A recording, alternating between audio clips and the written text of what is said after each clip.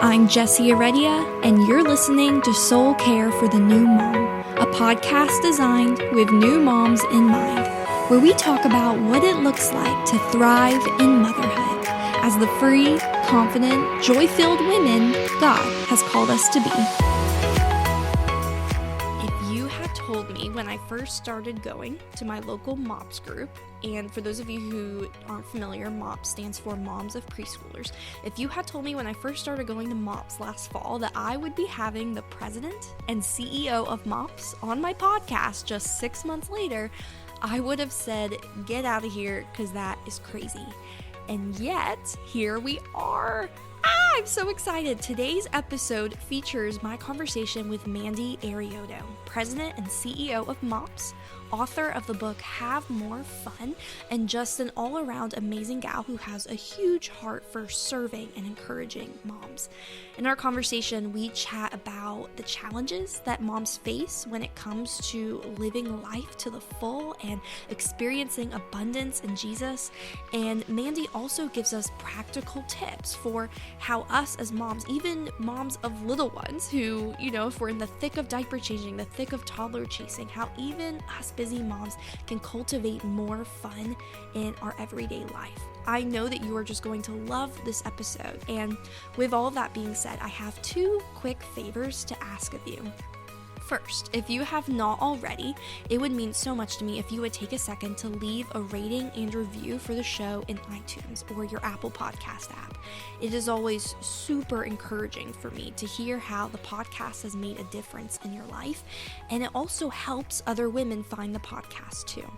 Second, I would love it if you would take a screenshot of this episode and share it to your Instagram stories. You can tag me at Soul Care for the New Mom, and you can also tag Mandy at Mandy Arioto. These are 2 great ways to support the show, not to mention just passing it along to your friends by word of mouth or DM. As always, I love to connect with my listeners personally, so please feel free to reach out through Instagram. You can find me at Soul Care for the New Mom, or you can join my Soul Care for the New Mom Facebook community, where I love pouring into moms and offering free workshops and resources. Just last week even, we wrapped up my 3-day workshop, The 3 Reasons You're Still Spiraling, and the feedback I received on that was so amazing and encouraging to hear. I just love empowering you moms to break free, whether that's breaking free from anxiety or depression or struggles with anger or stress or busyness. I firmly believe that Jesus is inviting each of us into abundant living. And this episode you're about to listen to is so fitting in regards to that. So without further ado, here is my conversation with Mandy. Hey Mandy, welcome to the podcast. How are you today? I'm good. I'm so excited to be with you. I'm so excited. I feel like I've been fangirling all week, just thinking about this conversation we're having. I was actually just in my MOPS meeting yesterday morning, and fun. I don't know. I love the topic of this year of just living life to the full and having more fun, and I can't wait to talk to you all about it. I'm so excited. Oh gosh, me too. Okay. Well, for the listeners who are not yet familiar with who you are, could you just tell us a little bit about yourself and your family and what it is that you do? Sure. So I'm the CEO of MOPS International, but more importantly, I am a mom to 3 kids. My oldest is 18 and he's going to be heading off to college next year, which is just insane.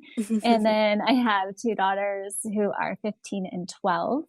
And our favorite thing to do together right now as a family is rock climbing. And I have to tell you, the most interesting part about it for me is that I regularly have to put my life in my kids' hands. And so it's like this practice of surrendering control to the people you gave birth to. But it's pretty thrilling at the same time. So that's the thing that we are enjoying as a family right now. I love that. And I get what you mean about, as they are getting older and they're wanting to experience more adventures, I'm sure that they're kind of pulling a more adventurous side out of you, which is so funny and cool. I love that. Tell us a little bit about your book, Have More Fun, and a little bit about the heart behind it. Yeah, so this book was really a book, and I'm sure every author says this, but it's a book that I desperately needed myself. So a few years ago, I recognized that I had totally and completely forgotten how to have fun. Like I was really good at keeping up with my to-do list. My email inbox was usually pretty under control. I had like systems for laundry and just all of my life was kind of very calculated around productivity. And all of a sudden, I woke up one day and I recognized, oh my gosh, like I have completely not only I'm not having fun, I've forgotten almost how to have fun. And so I decided that the next year of my life, I usually like to set a lot of goals for the year, but this one particular year, I decided that my only goal for the entire year was to have more fun. And that's where this book was birthed out of, because what I recognized was like all of those burning questions that I had in the back of my mind, like, how do I improve my marriage? And how do I become a better parent? And how do I have a more robust faith life? All of those burning questions were in so many ways answered by infusing fun into just the smallest details of my day. And so that's where the book was born from. Yeah, and as you were writing it, I mean, what did you feel like you were learning from it, or even just learning before you started writing it in terms of your work as the president and CEO of MOPS? I mean, that's a huge role. So, how did that play into your work, even? Yeah, good question. I think because of my role, I put a high value on productivity and getting a lot accomplished throughout the day and making sure that I was doing everything at home and everything at work and really in so many ways becoming less effective at not only my job but my parenting, my being a wife and all of those things, simply because all I was thinking about was checking things off my to-do list and not actually having any heart behind any of them. And so what I had to recognize was that even though fun felt frivolous, that it was actually a really important spiritual practice, not only in my faith life, but in every aspect of my life. And so I had to recognize a couple of different things. One was differentiating rest and distraction. So, Mm. in a lot of ways, I would think, oh, I'm using this time to rest. But actually, what I was doing was just spending 2 hours like skimming through BuzzFeed or Instagram or something like that. And that's distraction. That's not actually real rest. And then differentiating between fake fun and real fun. And fake fun are those things that leave us feeling depleted. They might like serve us for a minute, but then we feel depleted and more worn out afterwards. Where real fun is always rejuvenating, it's always replenishable. Fake fun is overeating and then feeling terrible afterwards. And real fun is a nourishing meal that fills you up but doesn't leave you lethargic or feeling down or bogged down in your body afterwards. So, really differentiating that fun is okay, it's not frivolous. Uh, Making the distinction between fake fun and real fun, and recognizing that there are certain cultural expectations that have been built into our Western society from centuries ago that play into this acute need that so many of us have to succeed and be productive and feel like we are contributing to society. And really, those aren't from God, those are cultural norms that we've put on ourselves. Yeah, and another cultural norm that I've noticed, and I've even experienced for myself, is just this idea that because we are moms, that we have to somehow martyr ourselves, and Yes. and motherhood has just become almost like a monotonous chore that we're like, working, working, working at, and yet we're not really experiencing the abundance that's readily available through motherhood. So, could you maybe speak a little bit to that? Like, what does it look like to actually live life to the full and have more of that real fun, even when you are in a really busy season of motherhood? Totally. I think that is such an accurate assessment too. So often we feel like we need to sacrifice ourselves on the altar of everyone else, but actually they don't get the best of us because of that. Mm, And I think so often when we don't prioritize ourselves as moms, we run on fumes. It's actually interesting. I talk with tens of thousands of women over the course of the year, and two things I hear over and over again. And it actually doesn't matter where I am in the world. I could be here in Denver, Colorado, where I am today, or in Guatemala, or in the UK, or in India. moms tell me two things, and that's first, that they're exhausted, but second, they feel like they're not doing enough with their lives, which is really interesting to me that we have this pressure on ourselves that we're completely exhausted because we're doing so much. And at the same time, feel like we need to be doing more for the people around us. We need to be earning our worth with God. We need to be doing more and more and more and caring for other people around us better, when actually, if we would just slow down, we'd recognize the beauty that is happening throughout the course of the day and the simple things that we do all the time. And what I Mm. hear a lot of time from moms, and I felt this way too when my kids were little, was that motherhood is a constraint, right? It keeps us from doing the more important things that we might be feeling called to do. But what I recognize is that motherhood is a catalyst that can fuel us to become the most vibrant, thriving, flourishing, fun version of ourselves, if only we choose to reframe how we view it. I love that. And what do you think that might look like practically? Especially when you maybe have little ones. So you maybe do feel like you're very much constrained. You don't see much of that catalyst for fun and catalyst for adventure. So what might that look like?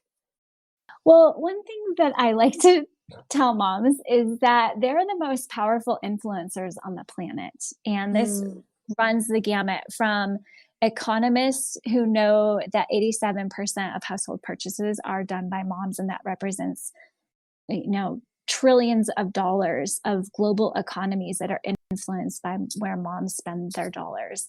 And a really interesting study came out recently from the UN that says when moms are resourced, it helps to lift a community out of poverty. And not only that, but if you want to raise a country's GDP or lower their proclivity for war, you put moms in government. And so it's this really interesting dynamic of major brands who are recognizing that moms are the most powerful influencers on the planet, and moms who don't recognize that just by being a mom, you are influencing global markets, major corporations, global governments, and your kids at home. And so I think when we reframe our understanding of motherhood and the significance of it, even in the drudgery and mundaneness and the repetitive nature of having little kids at home, we can kind of rise above this and say, the work I'm doing today, it really matters. And I'm influencing huge things around the globe. It has a big ripple effect just by living my everyday life. And not yeah. only that, but I think when we become moms, it gives us a really great opportunity to find joy and fun in the small things. So instead of watching our kids scootering in the driveway, we go out and join them and scooter. It just reframes and gives us new opportunities that maybe we didn't even have before, because we didn't have kids to climb trees with, or jump in the pool with our clothes on, or do all these fun things that our kids give us the opportunity to be a part of. Yeah, that's huge. And I'm imagining that as people, as these moms are listening to this episode right now, that a few of them might be thinking, but I'm not fun. They might be thinking, I don't know how to do that. Like, I'm not programmed to be fun. Like, they almost have conditioned themselves to believe that it's not possible for them. So, speaking to them and specifically, what kind of encouragement could you maybe offer those women? I would say even for people who fun comes naturally, it still takes work and it takes Mm, intentionality. And I would say that I was right there with them for a lot of my mothering, just feeling like I'm too tired to have fun, or fun is going to just create another mess that I have to clean up, or it's just too much work, or that's not my default. Like I don't naturally think of fun things to do. And so I would say it takes some intentionality in thinking small. And sometimes it takes pretending that you're knowing how to have fun, or that you are fun, in order to start actually having fun, which sounds counterintuitive. But it might be as small as when you come home from work, or you're picking your kids up at school, and you make it seem like you are so excited to see them, and you make it fun to be reunited with your family or your husband. And just by that simple change of posture of, you make eye contact with them and you're like, oh my gosh, I'm so excited to see you, and they feel special in this small way. It's the small habits that create a life. And Mm. so I just really feel like when we start to infuse fun and delight and joy into those small moments, it starts to build. And then we start to find more opportunities to infuse fun into the bigger moments as well. But I think it just takes some practice, and it does take some work. But then once you put in the work, it turns into a habit. Absolutely, and it reminds me of one of the examples that I know you gave in one of the videos that I saw at a MOPS meeting. You shared how you know of a woman who she wanted to work out, she had this goal of getting more fit, losing weight, but the idea of going to the gym was just so drudging for her that she ended up deciding to take a dance class instead. And then through Yes. that, she had so much fun. She was exercising, she was feeling healthier, she was feeling great, and, it kind of goes back to that, what you just said about how, you don't realize how the small things that you do, they really do add up and they can create lasting impact. They can create big results, which I just think is so huge and encouraging for us as moms who maybe don't feel like we can take massive action right away. Maybe we do have to start with the smaller things or, just try to enjoy the little stuff. What does that look like for you these days? Oh gosh, good question. So, I love the outdoors, and so it's taking every new opportunity I can to be outside. So we just got some snowshoes.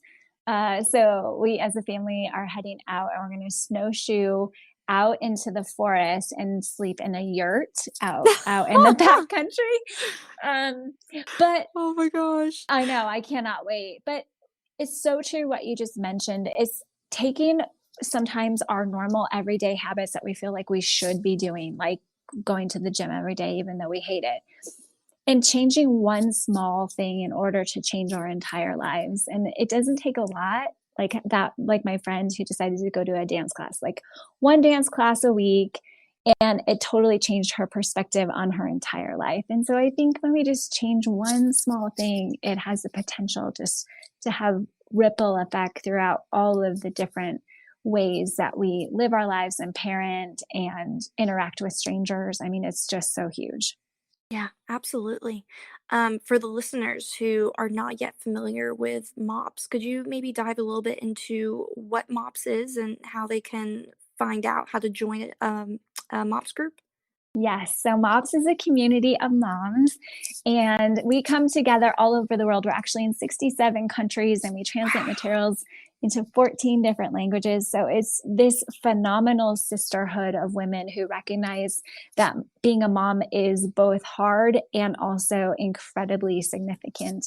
And so we gather people together in communities all over the world, and we talk about the things that are closest on our hearts, like mothering and marriage and friendships. I went to a MOPS group when my kids were little, and I still have friends. I have lifelong friends who have come out of my MOPS experience. So MOPS is just this incredible community of women who come together to cheer each other on and to talk about these significant things in the world and in our lives that can help us become better moms, become more equipped as women, and to really thrive in whatever role we find ourselves in. I love that, and I joined MOPS this past year, so I'm still kind of new to it, but I remember that at my very first meeting, I really did have no idea of what to expect. I knew, there was childcare, and that was already like a win for me. I'm like, "Yes, I'm Right? Yeah. there." And there's food, but I was so surprised by what you said about, women were cheering each other on. I remember, they asked like, who here wants to nominate someone for the super mom reward today? And they Hmm. would come around and put a cape, or like I got nominated as the super mom. So they came with a Oh. cape and wrapped it around my neck, and I just felt like, wow, like this really is a community, but also, what you said of a sisterhood. We're Hmm. all in this season together. We all, are encountering a lot of the same challenges, and we're all, we're wanting to experience abundance in the same God, and that's huge. It just, I don't know, I feel like for us as moms of little ones, who are going to MOPS meetings, going through this season, I think that we need that sisterhood more so than ever.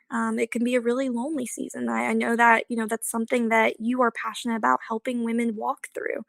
So I just want to thank you for the work that you do. I want to thank you for your book of encouraging us to have more fun.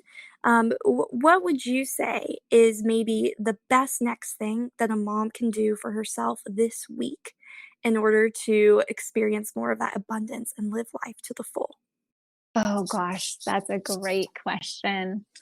I would say to make a list of all the things that you love doing as a kid and the things that felt like super life giving, and then to pick one thing from that list and incorporate it into your life as an adult. So, as a kid, I loved dancing.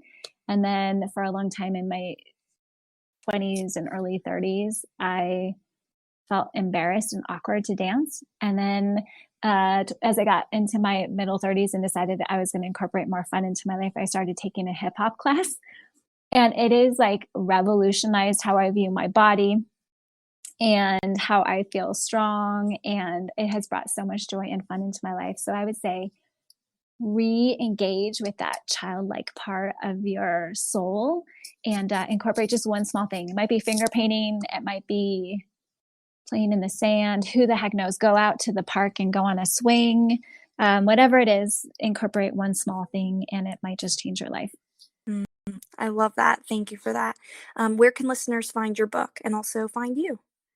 Yeah, my book can be found anywhere books are sold, especially Amazon, which is super convenient. And you can also check out MOPS at mops.org.